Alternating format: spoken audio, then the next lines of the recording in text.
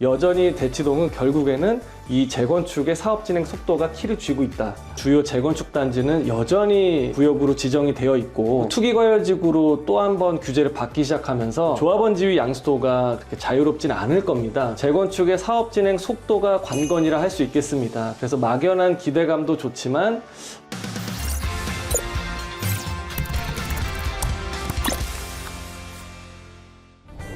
예, 안녕하십니까. 부동산 N2 박지훈 부장입니다. 이번 주제가 이 대치동 학세권의 부동산 투자 전략 아니겠습니까? 그런데 이게 여의도 이 본사에서 촬영한 것보다는 직접 대치, 도곡 이쪽을 와야 되지 않겠습니까? 그래서 NH투자증권의 이 도곡센터를 제가 직접 와서 여기서 솔루션을 주는 정보현 부장을 제가 찾으러 왔습니다. 자, 여기가 바로 이 프리미어 블루 도곡센터입니다. 자, 한번 이 센터에서 과연 이 대치동 도곡 전경을 한번 볼 수 있는지 한번 확인해 봐야 되지 않겠습니까? 가보시죠. 자, 여기가 바로 프리미어 블루 도곡입니다. 자, 한번 도곡과 대치를 볼 수 있는 한번 전경을 한번 탐험하러 한번 가보시죠.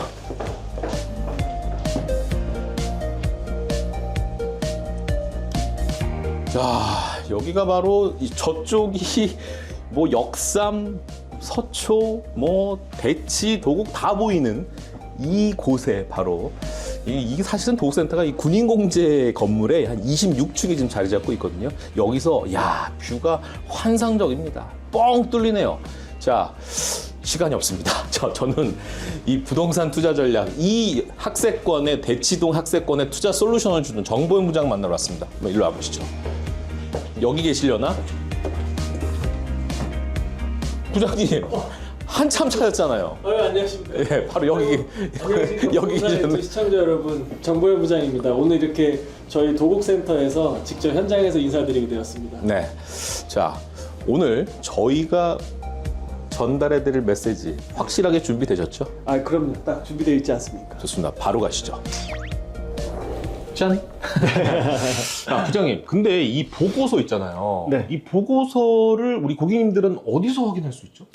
보고서는 예. 일단 우리 회사와 거래해 주시는 MTS, 그 안에 텍스 플랫폼이라는 네. 그 공간 안에 저희가 보고서 원문을 보기 쉽게 걸어놨고요. 네. 그리고 지금 시청해 주시는 이 유튜브 채널의 영상 설명 글에도 링크를 또 달아놨으니까 댓글 남기시기 전에 한번 예. 보시면은 클릭 한번 해주시면은 바로 찾아보실 수가 있습니다. 좋습니다. 부동산 N2 두 번째 시간이지만 실질적으로는 정말 이제는 각기전투, 이제 인덱스한 지역별로 우리가 심층 분석 들어가는 정말 중요한 컨텐츠가 이제부터 브르릉 시작된다는 점, 자, 이제부터 주목하셔야 됩니다. 집중하셔야 돼요. 이제 정보현 부장님의 정말 현명한 투자 솔루션을 이제 여러분들은 생생하게 들으실 수 있습니다.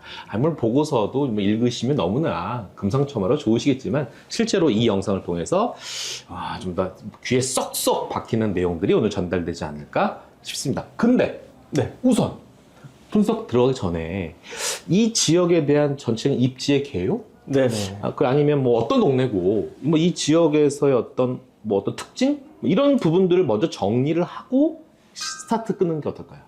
알겠습니다. 일단 자산에 대한 얘기를 하기 전에 공간에 대한 설명부터 좀 먼저 드릴 텐데, 보고서의 지도를 저희가 쉽게 잘 표현해놨거든요. 예. 보면서 설명을 한번 드리도록 하겠습니다. 네, 지금 봐주시는 화면인데요. 자, 대치 학세권이라 하면은 이 테헤란로 이남의 대치 4동, 2동, 1동을 비롯해서 학원가랑 주요 학교 인근인 역삼 2동 그리고 도곡 2동까지 아우르고 있습니다. 아시다시피 대치동 학원가는 전국에서 가장 높은 밀도를 좀 나타내고 있고요. 크게 여기 음마아파트 사거리 중심하고 남쪽에 대치역하고 도곡역 사이에 이렇게 동서로 자리를 좀 잡고 있습니다. 그리고 말씀드렸던 이 테헤란로가 강남의 중심 업무지구잖아요.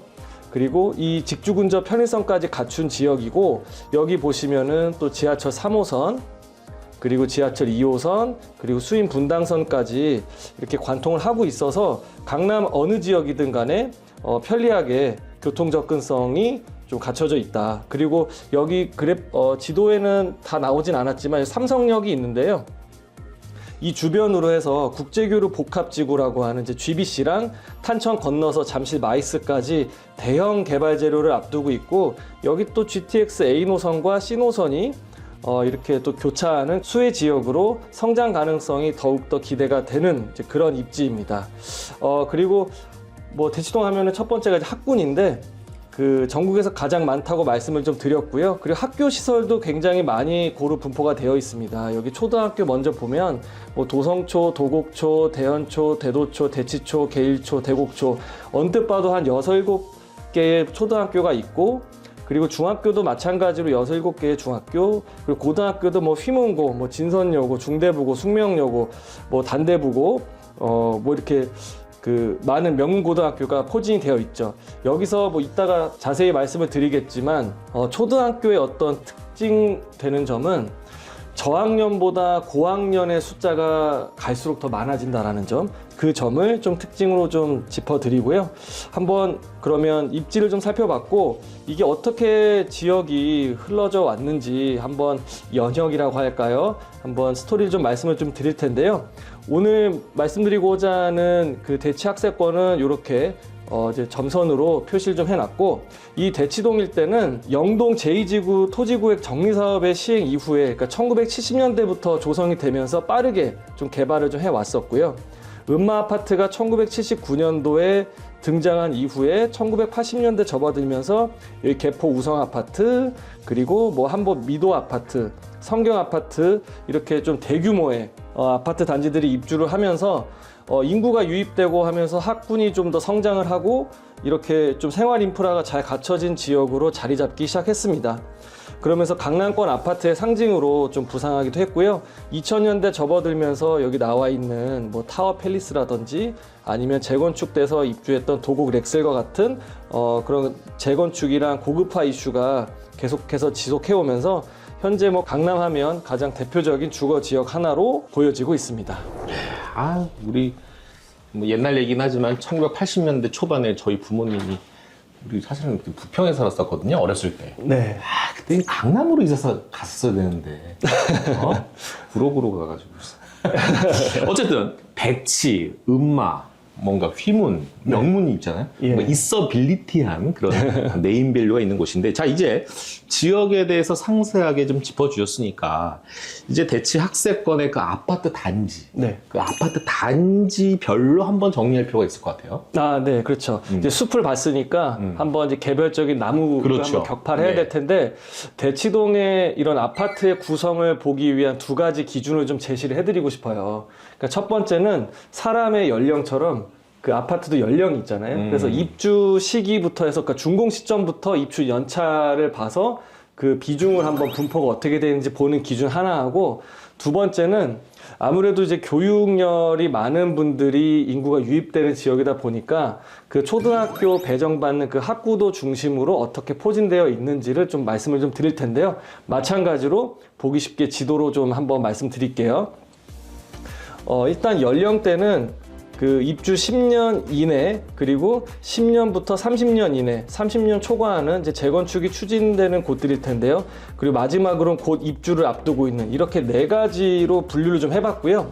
먼저 가장 신축 쪽에 속할 수 있는 입주 10년 이내는 여기 나와 있는 이제 붉은색으로 음영을 좀 넣어놨습니다. 여기 뭐 역삼 자이하고 강남 센트럴 아이파크도 있고, 뭐 가장 잘 알려진 아파트 중에 하나인 뭐 레데펠이라고 하는 레미안 대치 팰리스 1, 2단지도 있고요.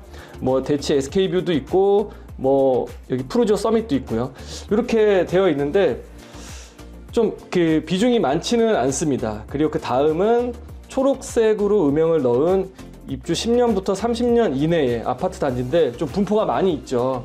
여기 진선여중, 진선여고, 그리고 도성초등학교가 있는, 예전에 개나리 아파트 단지가 재건축돼서 보통 한 2000년대 초중반에 입주를 많이 했던, 여기 보시면은 뭐 개나리 푸르지오도 있고요.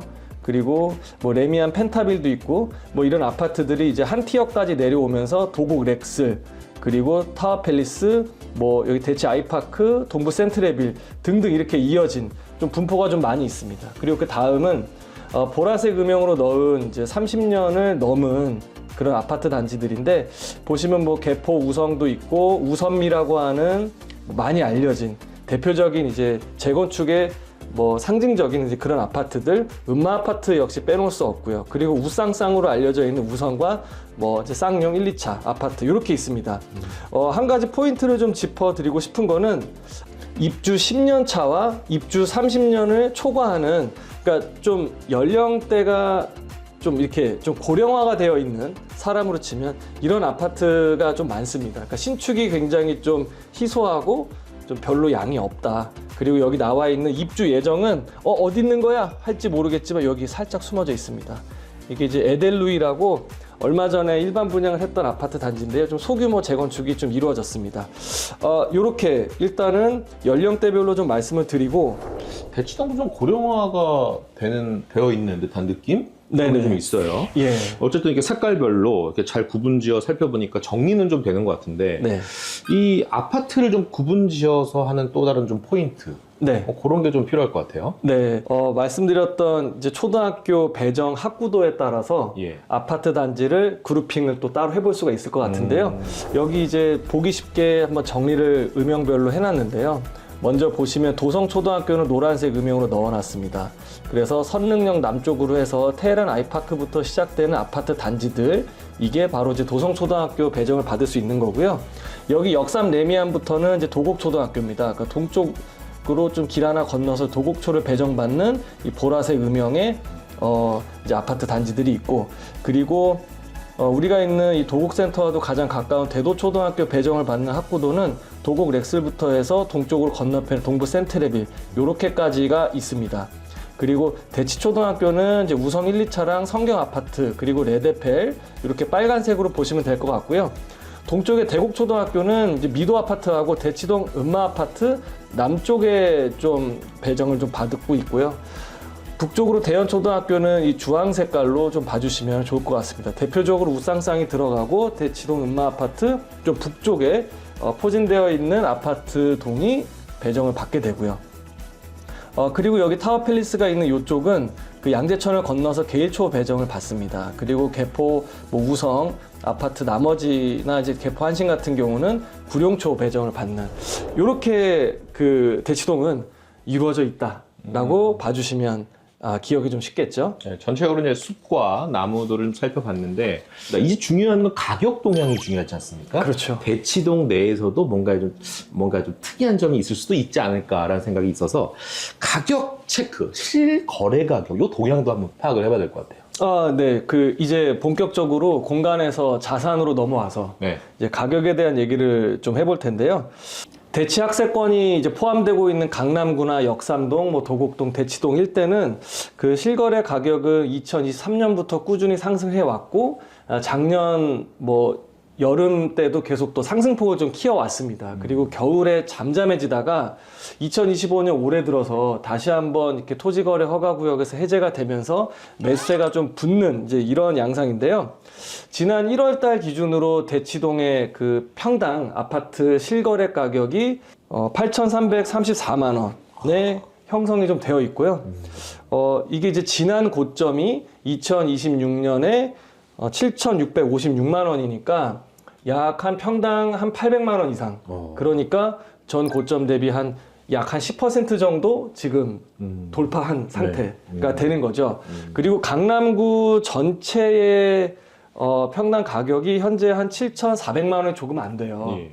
그러니까 강남구 전체보다도 평당 약 한 1,000만 원 정도가 높게 시세가 형성이 되어 있기 때문에 대치동은 확실히 뭐 압구정동이나 다른 뭐 강남구 안에 여러 택지가 있지만 강남 안에서도 되게 좀 높은 지역이다. 반포나 잠실 이런 데랑 네. 좀 비교를 하면 어때요? 어느 정도 수준이에요? 그렇죠. 이제는 뭐 반포나 개포 그리고 예. 잠실 뭐 이런 지역들하고도 좀 비교를 많이 하잖아요. 예.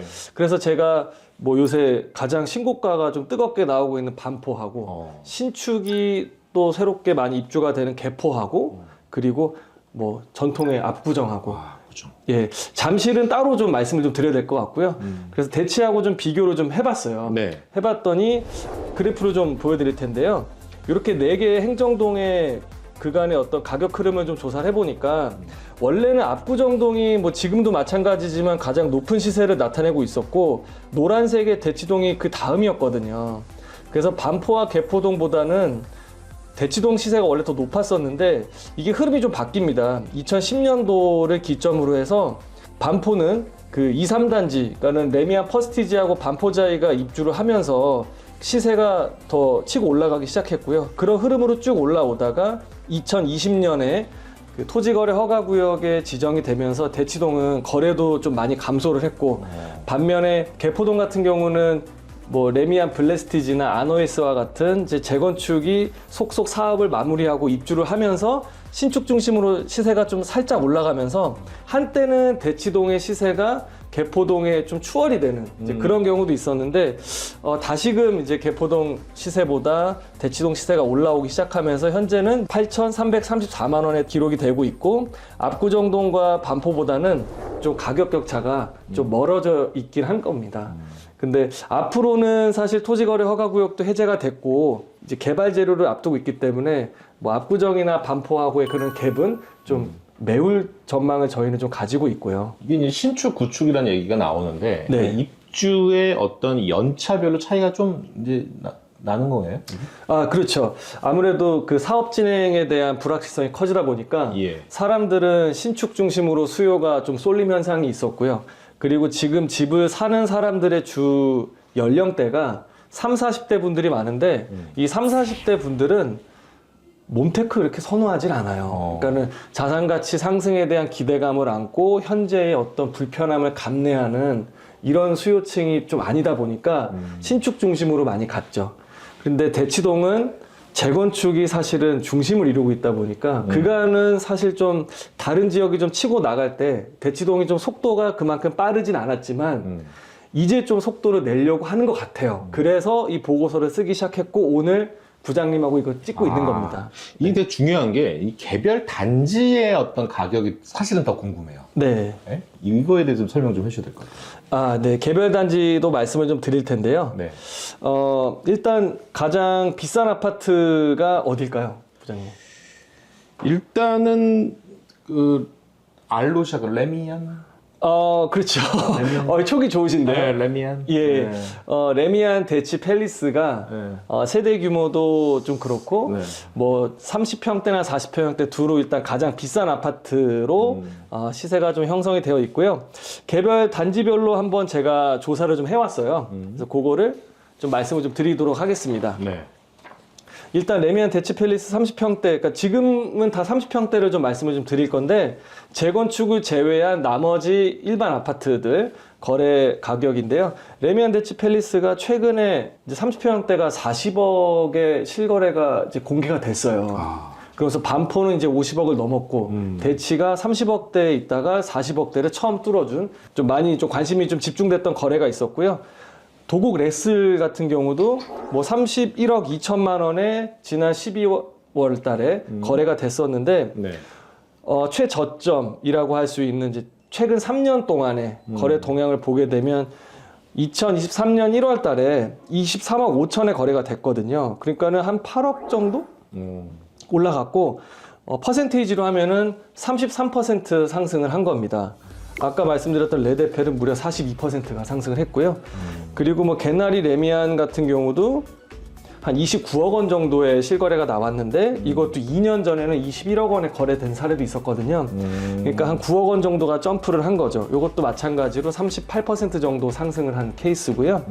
뭐 레미안 그레이튼도 인기가 많은 단지인데 예. 비슷합니다. 다 20억 후반대에 최근에 거래가 있었고 불과 1, 2년 전에는 20억대 초반에 거래가 됐었어요. 그러니까 대부분 30평대가 20억 초반이었다가 40억. 최근에 레미안 대치 팰리스 같은 경우 40억까지 됐고 다른 단지들은 30억 초반까지 거래가 되면서 예. 대부분의 가격 상승률이 30-40%에 육박했다. 네. 이렇게 되고 있고요.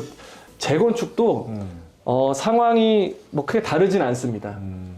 재건축하면은 가장 먼저 떠오르는 아파트가 음마? 그렇죠. 음마 아파트, 뭐 금마 아파트라고도 했다가 음마 예. 아파트가 34평이 지난 1월 달에 이제 30억 넘는 가격에 거래가 됐었고 2020년도 10월 정도에는 한 21억에 거래가 됐으니까 한 10억 정도가 점프를 그 사이에 한 거죠. 그래서 뭐 45% 이렇게 가격 상승을 좀 보여줬고, 미도 아파트도 마찬가지고요. 쌍용, 우성 다 비슷한 가격대 흐름입니다. 근데 신축보다 가격 상승의 기울기는 더 가팔랐어요. 그래서 뭐 우성 뭐 1차도 그렇지만 대치 쌍용 1차 같은 경우가 31평이 지난 12월 달에 한 2달 전에 30억 2천만 원에 거래가 됐었는데, 이게 불과 작년 여름 같은 경우에는 20억 7천만 원 정도 거래됐었거든요.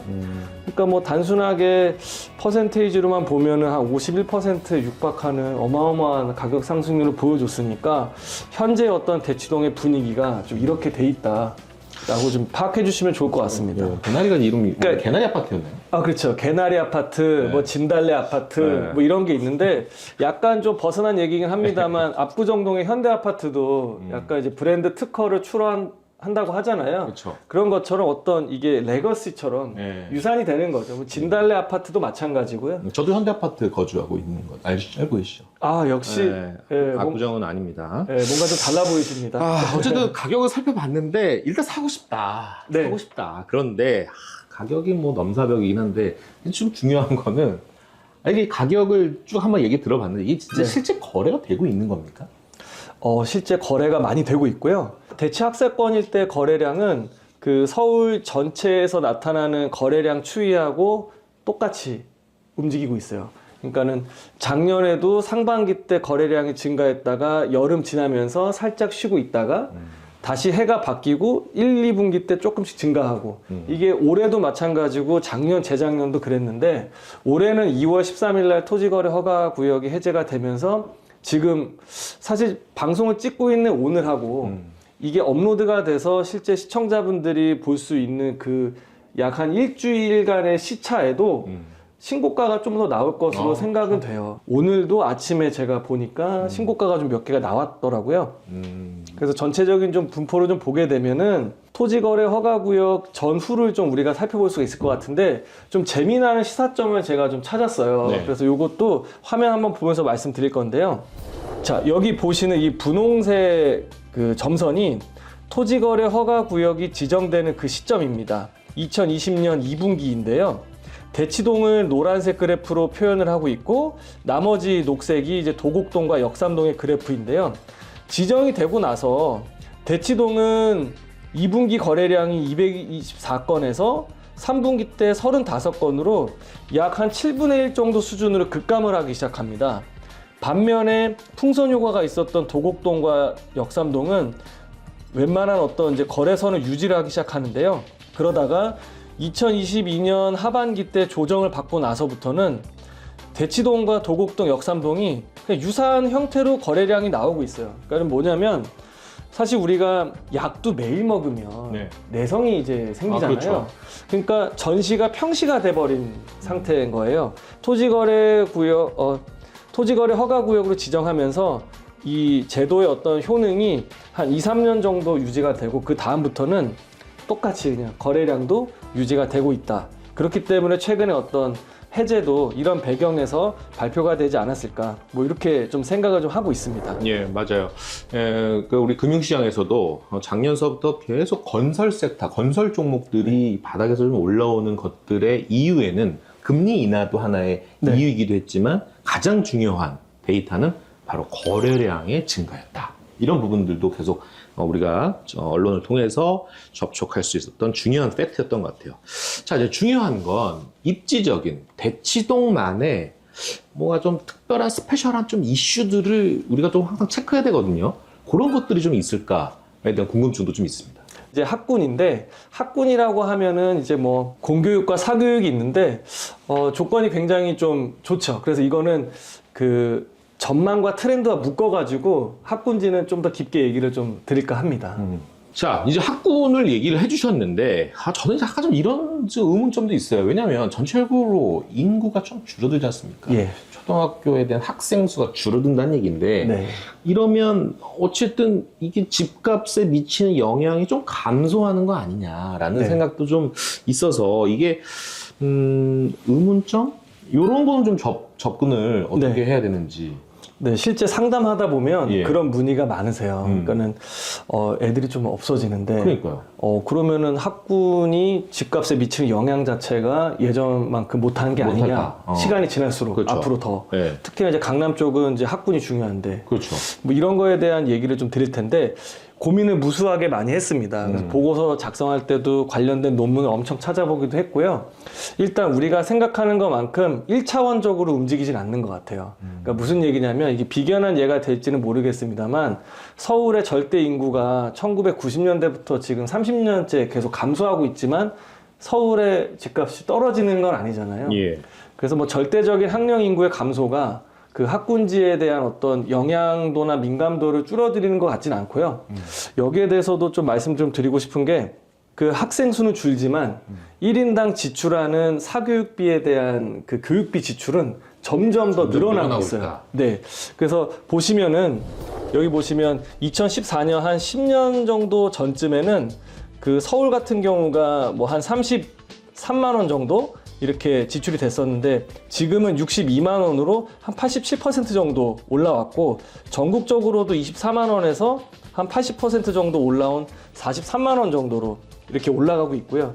그리고 뭐 입시 위주나 일반 교과 위주의 어떤 교육 일변도라기보다는 예체능이나 취미에 관련된 어떤 그 교육 니즈도 많아졌다. 네. 그래서 사교육비도 이렇게 좀 많이 좀 증가를 한 모습이고 수요만 놓고 따지자면 볼륨은 좀 줄어드는 건 맞은 것 같아요. 네. 근데 약간 질적으로 질적인. 질적으로 좀 그 안에서 니즈가 세분화되면서 좀 다양화됐고 뭐 이런 시장이 좀 변화하고 있다. 예, 이렇게 좀 수요는 좀 바뀐 것 같고요. P와 Q의 논리에서 P에 워낙 강한 영향력이 네. 있기 때문에 아직은 수요단에서는 뭐 걱정할 이유는 없다. 네네. 근데 공급단에서는 당연히 우리가 교육 시설로 연결될 수 있는 것들인데 그렇죠. 네. 어쨌든 그 학생 수가 줄어들면은 아무리 교육의 질적인 면, 학군의 질적인 면에서는 퀄리티가 올라간다 하더라도 공급량은 줄어드는 건 아닐까요? 네. 그래서 요새 뭐 보면 뭐 대학교도 그렇고 네. 뭐 학교가 점점 없어지고 폐교하는 곳도 있는데 네. 확실히 좀 인구의 이동이나 교육 수요에 대한 이동에 따라서 그 학교 공급의 어떤 데이터도 좀 달라지는 것 같긴 하더라고요. 네. 그래서 공급도 마찬가지로 저희가 조사 좀 해봤는데 일단 전국의 학교 수는 감소를 좀 하고 있지만 서울의 학교 수는 2014년 이후로 좀 꾸준히 증가를 좀 하고 있는 이제 그런 상태가 되는 거고 지역마다 온도차가 좀 있는 것 같아요. 그리고 뭐 사설 학원 수를 좀 보더라도 2014년 10년 전보다 현재 한 7% 정도 사설 학원 수가 좀 늘어났고요. 이거를 이제 단위 기준으로 그 학생 1만 명당으로 좀 나눠서 보게 되면 이때는 이제 증가폭이 더 커집니다. 그래서 한 46% 정도 이렇게 늘어나고 있어서 그 학생 수는 줄어들었는데 교육하는 그런 사설 학원 수는 오히려 더 늘어났고 그리고 지역적으로 보게 되면 뭐 중계동에 은행 사거리도 있고 목동 일대에도 뭐 그 학원이 많이 밀집돼 있잖아요. 예. 근데 대치동 같은 경우가 전국에서 밀도가 제일 높은데 한 1,400개 정도 되는 학원 개소가 있어요. 네. 그리고 2위가 목동인데 목동 한 1,000개 정도 되는 학원이 있고요. 그러니까 2위랑 비교해도 약 한 40% 이상의 절대적인 어떤 양을 가지고 있고 밀도를 보게 되면 한 대치 한 1동 같은 경우는요. 전체 상업용 부동산의 60%가 학원 업종이에요. 네, 이제 이런 걸 또 보게 되면 적어도 대치동만큼은 이런 인구, 그 사람은 어쨌든 교육을 안 할 수 없잖아요. 안 할 수가 없고 이런 교육에 대한 니즈가 있는 사람들이 또 계속 들어오는 곳이기도 해서 뭐 인구가 줄고 하는 거에 대한 어떤 수요 변화를 그래도 적절하게 시장 변화에 대응하는 지역이 아닐까. 그리고 흐름도 견조하게 좀 이어져 왔다. 이렇게 좀 그 분석이 되더라고요. 예, 학군지가 부동산에 미치는 영향이 조금은 줄어들 거로 생각을 했는데 마냥 그렇지만은 않다라는 부분들 알 수 있었던 것 같습니다. 이 대치동의 학원에 입학하기 위해서 타 지역에서 학원 입학 시험을 보는 그런 네. 장면들도 우리가 뉴스를 통해서 점검해 볼 수 있었던데 어쨌든 대치동은 참 어떻게 보면 스페셜리티를 갖고 있는 네. 지역인 것 같습니다. 자, 그러면 좀 임팩트하게 네, 네. 내용을 좀 정리를 깔끔하게 해주신다면. 네, 대치동은 강남의 개발 역사와 함께 이어져 온 그런 이제 지역적인 특성을 좀 가지고 있습니다. 그래서 뭐 70년대, 80년대, 90년대 아파트들이 입주하고 학군지의 성장과 함께 지역적인 어떤 가격도 계속 꾸준히 올라왔던 곳이기도 하고요. 2000년대까지 그 신축 아파트가 입주하면서 강남하면 대표 주거 지역이었는데 최근에 어떤 그 개발의 축이 그 한강 주변이나 아니면 녹지 공간, 뭐 대형 공원이나 이런 이제 자연환경 프리미엄이 좀 더 커져가면서 학군지에 대한 프리미엄은 예전만큼 높지가 않았기 때문에 수요가 좀 분산됐던 영향도 좀 있었던 것 같은데요. 지금까지 약간 눌려있던 어떤 시세를 요번에 토지거래 허가구역 해제와 함께 매수세가 좀 붙는 분위기에서 앞으로에 대한 전망도 정리해서 말씀을 좀 드리면 우선 토지거래 허가구역 해제에 대한 영향은 당분간 지속될 것으로 좀 저희는 보고 있습니다. 인접해 있는 잠실이라는 곳이 국민평형이라 할 수 있는 전용 84 타입의 아파트만 뭐 엘리트레파라고 하는 그 아파트 단지에서 무려 10,000세대가 넘게 이루어져 있는데요. 서울 집값의 바로미터라고 볼 수 있습니다. 이곳의 아파트 호가가 올라가기 시작하고 뭐 30억에도 거래가 되고 나서부터는 인근 지역의 아파트, 특히 이제 강남권의 아파트를 시세를 밀어 올리는 효과가 있었고 대치동도 그 직접적인 수혜 아래 영향권이 좀 담겨져 있습니다. 그래서 2분기까지는 계속 좀 이어질 흐름으로 좀 예상이 되고 그 이후부터는 그때의 어떤 상황이나 뭐 정책에 대한 뭐 환경 변화 이걸로 인해서 좀 더 흐름이 유지가 될지 아니면 규제가 좀 더해지면서 상황이 좀 달라질지는 한번 예의주시를 좀 해봐야 될 것 같고요. 중장기적으로는 대치동은 그 한 번 더 그 업그레이드를 앞두고 있습니다.